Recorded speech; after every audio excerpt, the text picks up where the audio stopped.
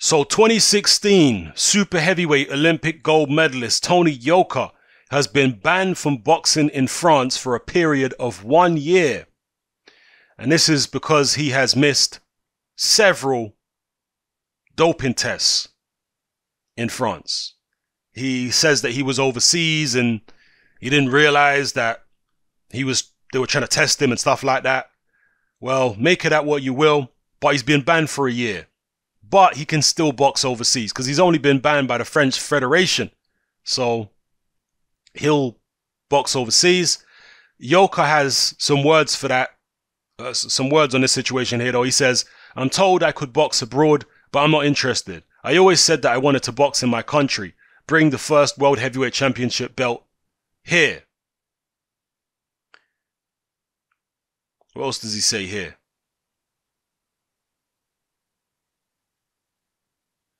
"We were on a cloud. We took 6 months of vacation without training. We did not think about doping tests. The no-show of July 2016 was just before the Olympics and would mean a day when Yoka was on a plane back from the United States with the French team. There was negligence on my part," he says here, "especially after the Olympics, but this is not a doping case. There has never been any medication taken." I mean, you guys can read through the circumstances and see what you think. Me personally, I mean, who knows? Maybe he's doping. Maybe he's not. Dave Allen said something recently on Twitter, actually. He said that he was not drug tested for his fight against Tony Yoka. That's what Dave Allen said on his Twitter. And I think he might have also said that Yoka wasn't drug tested either for the fight. Make it out what you will. One thing I will say, which I mentioned in my post-fight video following the Tony Yoka-Dave Allen fight, is I said I was impressed with Tony Yoka's energy levels in the 10th round. He came out at the start of the 10th and he looked very fresh. And he put it on Dave Allen and managed to get him out of there. A guy as big as him, Yoka is, I think, 6'7", 240 pounds or whatever he is, 245. For a guy as big as that to be able to produce the energy levels in the 10th round that he produced, is that suspicious? I'll leave you guys to ponder that question.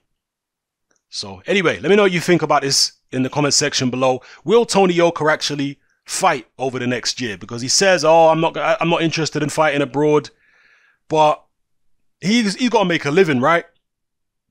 So why wouldn't he fight abroad? Maybe he feels like, from a PR point of view, fighting abroad would be bad PR. It would make him look guilty, potentially.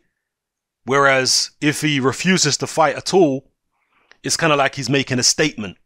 You know, like, I'm not guilty, so I'm not going to try and cheat the system by going abroad to fight. Why should I have to cheat the system? You know, I should be allowed to fight in France, if that makes sense. Certainly, if I was part of Yoka's team, his management or training team, I would be very insistent that Tony Yoka does fight abroad. He's, how old Tony Yoka? Maybe like 26 or something? He's not exactly the youngest fighter out there.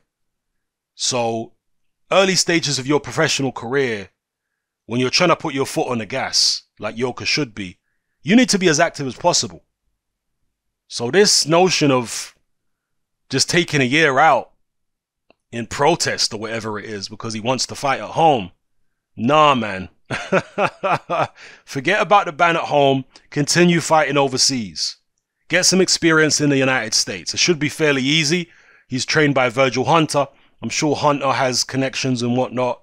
He could get Yoka on some show or other. And also Yoka's, well, he doesn't even need Virgil Hunter for that, does he? I just remembered Yoka is promoted by Richard Schaefer.